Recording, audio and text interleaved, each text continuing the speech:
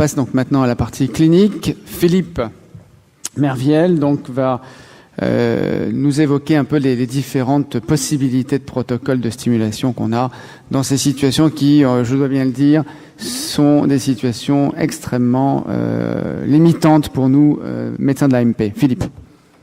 Merci. Merci beaucoup. Quand on avait réfléchi donc avec à cette session, donc on avait appelé ça l'insuffisance ovarienne, et donc moi ça m'avait bien plu. Et puis quand j'ai reçu le programme, j'ai vu insuffisance ovarienne prématurée, donc je me suis dit j'ai rien à dire, il n'y a pas de protocole, et donc j'ai failli mettre une diapositive complètement vierge. Et puis finalement, je vais vous traiter de l'insuffisance ovarienne débutante, comme l'a dit Sophie tout à l'heure. Il y a l'insuffisance ovarienne prématurée, c'est-à-dire celle qui vraiment a des taux de FSH. Ça marche pas? C'est peut-être l'autre. Hein. Voilà. Celle qui a vraiment des taux de FSH très très élevés et pour lequel donc le guide des bonnes pratiques nous dit qu'il n'y a pas de stimulation ovarienne nécessaire. Et puis vous avez toutes les stades préalables qui sont les insuffisances ovariennes débutantes ou occultes, c'est-à-dire la débutante qui présente des anomalies biologiques et l'occulte qui est encore sans anomalie mais qui était révélée au cours d'une stimulation ovarienne. C'est un problème que l'on va avoir de plus en plus en consultation, puisque vous savez que l'âge de la ménopause est actuellement vers 49 ans, que l'âge de la première grossesse est plutôt vers 29 ou 30 ans, et que donc on va se retrouver avec un certain nombre de patientes donc, qui ont passé 35 ans et qui se retrouvent déjà en insuffisance ovarienne. Je vous rappelle que 10% des femmes sont ménopausées avant 45 ans, 1% avant 40 ans, et 0,1% avant 30 ans. Alors, qui dit insuffisance ovarienne dit forcément en termes de stimulation une mauvaise réponse ovarienne. Et alors là, dans la littérature, on a toutes les définitions possibles et inimaginables. Ça va du nombre de follicules matures, que l'on dit inférieur à 2, à 3, à 4 ou à 5. Je vous ai mis en jaune ce qui paraît le plus souvent retrouvé. Le taux de FSH de base, qui peut être supérieur à 6,5, c'est pas énorme, 9, 12, 15. Le stradiol à J5, donc lors d'une stimulation qui ne répond pas, donc avec des taux inférieurs à 100, 300, 400, 500, etc. Certains, c'est l'âge, supérieur à 40 ans, simplement. Les doses de gonadotrophine utilisées supérieures à 300 unités journalières. La durée de stimulation qui s'allonge. Le nombre d'ovocytes récupérés qui est bas. Bref, un réel problème de définition de nos mauvaises répondeuses ou de nos insuffisances ovariennes. Qu'est-ce qui a été essayé dans la littérature? Beaucoup de choses.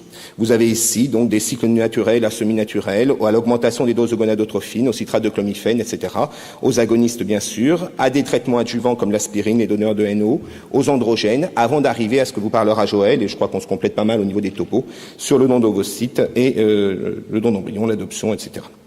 Alors, je ne vais pas vous seriner avec trop de chiffres, je vais vous faire comprendre aussi, je vais vous donner un petit peu ce qu'on fait, nous, notre recette à Amiens, bon ça je m'en cache pas, mais je vais aussi vous faire comprendre que la littérature, il faut l'analyser, parce que vous allez voir qu'il y a mauvaise répondeuse et mauvaise répondeuse.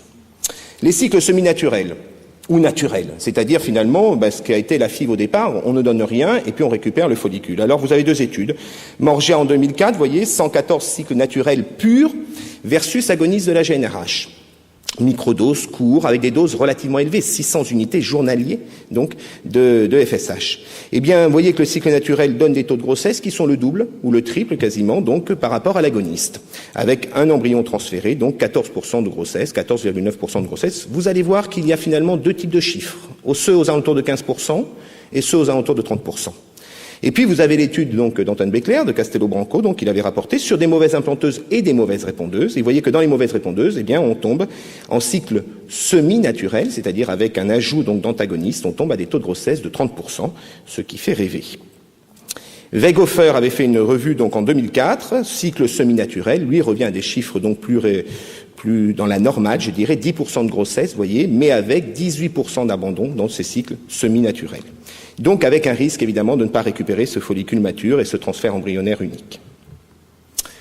L'augmentation des doses de gonadotrophine. Alors vous savez qu'il y avait eu des diagrammes qui avaient été faits, dont Popovic, Todorovic, donc qui avaient essayé de quantifier finalement, vous additionnez les doses, pour savoir si vous avez une femme qui a moins de 15 follicules, donc de 10 mm, qui a un volume ovarien inférieur à 9, qui a, etc. Eh bien vous additionnez les doses et vous arrivez à votre dose idéale de départ.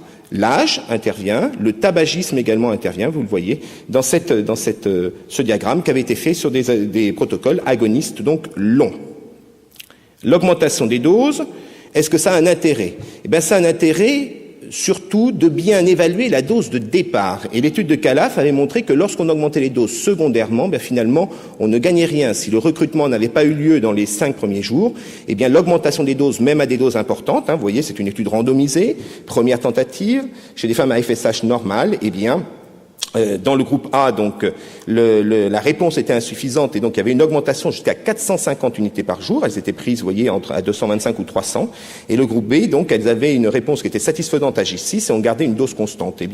Les taux de grossesse, donc, étaient tout à fait normaux dans le cadre, donc, de la dose constante parce qu'il y avait une bonne réponse initiale, alors qu'ils étaient, donc, diminués avec un mauvais recrutement, donc, folliculaire dans le cas où on augmentait parce que tout simplement la dose initiale n'avait pas été faite.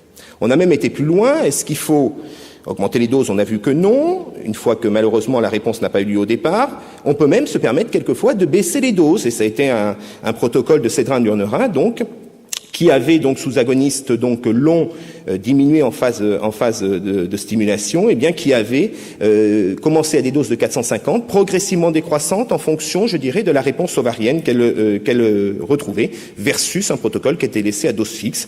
Et vous apercevez que les taux de grossesse sont exactement identiques chez ces femmes qui étaient des mauvaises répondeuses, 10,7 versus 12,9% donc de grossesse. Donc en conclusion, l'important c'est la dose de départ. En ne dépassant pas 450 unités, puisque la plupart des auteurs montrent qu'il n'y a aucun intérêt à monter au-dessus. Il ne sert à rien d'augmenter les doses lorsqu'il n'y a pas une bonne réponse ovarienne, donc observée à J6. Et puis l'intérêt peut-être du step-down, y compris pour les mauvaises répondeuses. Alors ensuite viennent les agonistes. Alors les agonistes, on a tout essayé. Le protocole agoniste long, à dose fixe, à low dose, à dose variable, c'est-à-dire diminution au cours de la phase folliculaire, discontinu, avec un stop. Le protocole agoniste court, flare-up, fixe comme dose, variable, low dose, les protocoles antagonistes, etc. Et puis là-dessus, vous avez des pré-traitements, et puis vous avez des traitements adjuvants. Alors d'abord, je vous ai dit, je ne vais pas vous assommer de chiffres et vous montrer toutes les études. Mais deux questions se posent. Premièrement, de quelle insuffisance ovarienne parle-t-on? Vous avez ici le cas des protocoles STOP. J'ai pris deux études. L'étude de Faber, qui a décrit le protocole, et puis l'étude de Dienfeld, qui vient un an plus tard. Alors l'étude de Faber, il nous dit que ce sont des mauvaises répondeuses parce qu'elles ont des antécédents de mauvaises réponses ou une FSH donc supérieure à 9. Et donc c'est la prescription d'agonistes durant la phase lutéale et puis on stoppe durant la phase donc de stimulation.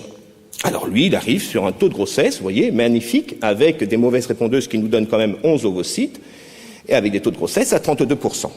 Et puis Dienfeld reprend exactement le même protocole sur des mauvaises répondeuses. Lui, moins de 4 follicules récupérés, enfin moins de 4 ovocytes récupérés le jour de la ponction. Même type de protocole, et lui, il arrive sur des taux de grossesse avec 6,4 ovocytes récupérés. Décidément, ça marche pas. J'ai le mien dans la poche, mais bon. 6,4 ovocytes récupérés et 11% de taux de grossesse. Donc on retombe sur cette dualité qui existe entre certaines études qui nous montrent des taux de grossesse aux alentours de 12-15% et des études qui sont merveilleuses, qui nous montrent des taux de grossesse à 30%. Divergence des résultats, encore une fois, en fonction des protocoles. Vous avez l'étude de Barry en haut qui est randomisée sur un certain nombre de cycles, où vous avez donc une prédominance donc des protocoles longs chez des femmes qui sont mauvaises répondeuses, avec donc des taux de grossesse aux environs de 50%, et vous voyez que les taux de grossesse dans les autres protocoles sont parfaitement bons. Et puis donc en disant le protocole long finalement est le meilleur protocole, vous avez ici le cycle naturel, vous voyez qu'on est à 19%, on n'est plus au 27% de tout à l'heure. Et puis l'étude de Detty, donc 5 ans plus tard, qui dit que, alors elle reteste pas le protocole long, mais trouve que le protocole donc où on a 50%, c'est plutôt le protocole court qui finalement ici nous donnait que 32%. Donc deux questions, bien savoir de quelle insuffisance ovarienne on parle. Deuxièmement, bien faire attention à la littérature et à l'interprétation des résultats. Une étude va retrouver, donc, l'étude de Malmusi, donc, une prédominance, enfin, une meilleure efficacité de l'agoniste court par rapport à l'antagoniste, et 3 études vont retrouver une supériorité des antagonistes. En un mot, l'un ou l'autre marche de façon à peu près équivalente. Est-ce qu'il faut donner un traitement adjuvant? On a tout essayé. On a essayé l'hormone de croissance, on a essayé de donner de la FSH, chez des mauvaises répondeuses, on a essayé de donner de la FSH en phase lutéale, de l'œstradiol en phase lutéale, on a essayé de faire une lutéolyse prématurée avec le cétrorélix. On a essayé de donner du clomifène, du létrozole, mais je vous rappelle que le létrozole n'est toujours pas indiqué dans le traitement de l'infertilité, de la LH recombinante, de l'aspirine, de la LH. Grosso modo, avec les agonistes, Le clomifène semble donner un peu moins d'annulation. Et la L-arginine, il y a une étude, Battaglia, qui retrouve une augmentation du taux de grossesse. Avec les antagonistes, par contre, eh bien, clomifène, létrozole, donc une belle étude donc récente de l'équipe de Soulcraft, donc, montrait qu'il y avait une augmentation lorsque l'on faisait donc un traitement associé, adjuvant, donc, avec le protocole donc antagoniste, un traitement, par exemple, avec le létrozole. Et par rapport donc au protocole donc qu'ils avaient utilisé préalablement, qui était l'agoniste court avec une contraception orale, une pilule précédemment, eh bien, ils montraient des taux de grossesse qui étaient des taux de grossesse améliorés. En conclusion, qu'est-ce qu'on peut dire? Il faut certainement, sur des protocoles longs chez nos patientes mauvaises répondeuses, diminuer les doses au maximum, c'est-à-dire qu'on peut démarrer avec une dose à 0,1, mais il faut la baisser donc durant la phase de stimulation. Les protocoles courts ont montré qu'ils avaient des résultats qui étaient comparables, je dirais, aux protocoles longs, à condition aussi de les faire précéder d'un pré-traitement par la pilule. Les protocoles antagonistes, grosso modo, donnent à peu près le même type de résultats que les protocoles donc agonistes. Mais je voudrais quand même rappeler ici que nos patientes mauvaises répondeuses ne sont pas les mêmes lorsqu'elles sont jeunes et lorsqu'elles sont âgées. C'est la célèbre phrase de Tonnerre donc qui dit que le taux de FSH, donc c'est-à-dire finalement la réponse ovarienne, nous donne la quantité, mais que l'âge nous donne la qualité. J'ai rappelé ici l'étude de Gallet-Fontaine qui avait bien montré qu'en dessous de 36 ans chez les mauvaises répondeuses, eh bien les taux de grossesse étaient nettement différents par rapport à supérieurs à 36 ans. Alors j'ai voulu regarder ce qu'on avait fait nous au cours des années 2004-2007 sur Amiens, en séparant finalement des femmes de moins de 35 ans ou de plus de 35 ans. Alors c'était complètement arbitraire comme tranche d'âge, et puis des femmes qui avaient une FSH inférieur à 9,5. Bon, vous allez me dire, on aurait pu évaluer la mauvaise réponse par autre chose. Et des femmes qui avaient une FSH supérieure à 9,5. Vous savez que 9,5, c'était le cut-off qu'avait décrit Penarrubia. Eh bien, chez des femmes, vous voyez, il y a 1671 ponctions dans l'année 2004-2007, enfin entre les années 2004-2007. Vous avez donc, par rapport à cette ligne qui se trouve ici, de ce côté-ci à gauche, donc toutes les femmes qui ont moins de 35 ans, avec des FSH donc inférieurs à 9,5 ou supérieurs à 9,5, et puis donc des femmes de plus de 35 ans, vous voyez, qui vont à 38,6, 39,1, avec des FSH inférieurs à 9,5 ou des FSH supérieurs à 9,5. Qu'est-ce qu'on remarque? Ce que l'on savait déjà, il vaut mieux être jeune et mauvaise répondeuse que être âgée et bonne répondeuse, et a fortiori âgée et mauvaise répondeuse, puisque vous voyez que les taux de grossesse vont de 27,8 et 27,9, c'est-à-dire finalement la même chose en dessous de 35 ans, quel que soit le taux de FSH, à 20 et à 16%. Fivnat nous l'avait montré il y a quelques années également, avec ses courbes de consommation d'ampoules et de taux d'œstradiol, et vous voyez que, eh bien, si les taux de grossesse, donc, lorsque l'on monte la stimulation, donc, sont des taux de grossesse qui sont supérieurs, eh bien, ils décroissent beaucoup plus rapidement avec l'âge, par rapport à la réponse ovarienne, c'est-à-dire que finalement, plus vous poussez le système donc avec une dose importante donc et plus la femme vieillit, moins les résultats vont être bons et plus surtout ils vont décroître rapidement. Et ce qu'on avait remarqué avec les agonistes a été également remarqué par Copperman avec les antagonistes, où il avait bien montré que si la réponse était bonne ou si la réponse était mauvaise, eh bien finalement les courbes n'étaient pas exactement parallèles, et quand le nombre de follicules en trop était inférieur à 6 avec un protocole antagoniste, les taux de grossesse étaient à 10%, alors que quand les follicules en trop étaient supérieurs à 6, à 50%. Alors, juste pour vous dire ce que l'on fait nous à Amiens, puis après ça sera terminé, vous inquiétez pas. Qu'est-ce que l'on fait chez les patientes qui sont en insuffisance ovarienne? Alors, celles qui sont, je dirais, occultes, celles que l'on ne suspecte pas, mais qu'on suspecte quand même sur la durée du cycle, sur leur âge, sur des taux de FSH un petit peu élevés, des choses comme ça, eh bien, quand, je dirais, on a encore un espoir, on va les prendre en agoniste long. Et donc, on a fait cette petite étude, si vous voulez, où la femme est son propre témoin. 339 femmes qui ont été prises en agoniste long, qui étaient des mauvaises répondeuses. Vous voyez que la dose de FSH déjà qu'on utilise était assez importante. On démarrait avec des doses à 375 unités.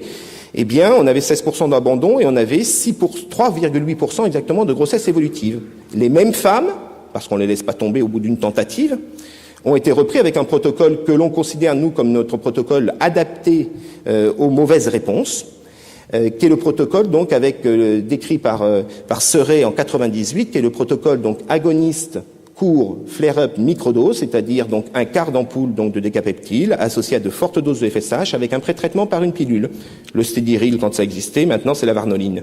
Eh bien, vous voyez que quand on reprend ces mêmes femmes 310, eh bien, on arrive à des taux de grossesse qui finalement sont les taux de grossesse de la littérature logique sur les mauvaises répondeuses, c'est-à-dire aux environs de 15%. Je vous ai mis en comparaison l'étude qu'avait rapportée Paul Barrière sur les antagonistes. Vous voyez qu'il arrivait à 14%. Donc, insuffisance ovarienne occulte, eh bien, on essaye toujours un protocole classique de chez nous, c'est-à-dire vraiment le protocole long avec diminution des doses en phase folliculaire. Si par contre l'insuffisance ovarienne est débutante, c'est-à-dire qu'on a déjà des signes avant-coureurs biologiques, on passe directement au protocole agoniste court, celui que je viens de vous décrire. S'il y a un échec, nous ne laissons toujours pas tomber les femmes, alors peut-être que nous faisons de l'acharnement thérapeutique, je ne sais pas, mais enfin, il y a encore des grossesses derrière. Puisque ça va être publié, nous prenons un protocole antagoniste, et si vraiment ça ne répond pas, alors là, oui, nous passons la main à Joël, nous l'adressons à Sèvres, c'est un très bon centre, pour prendre en charge toutes les insuffisances ovariennes, cette fois-ci bien prématurées. Mais je voudrais dire en conclusion que ces femmes-là, ce sont des femmes qui sont souvent âgées, et que la fonction ovarienne ne fait pas tout, c'est-à-dire que quand on dit il y a mauvaise réponse, il y a aussi mauvais environnement. Ce sont des femmes qui sont plus âgées. J'ai rapporté ici donc le diagramme que nous avait présenté Pouli sur ses propres statistiques où il avait essayé de quantifier l'impact de chaque facteur. Eh bien, vous voyez que quand on est à 35-37 ans, on a déjà perdu 16%, que quand on est à 38-39 ans, on a déjà perdu 38% par rapport à ses chances de grossesse lorsqu'on a l'âge idéal.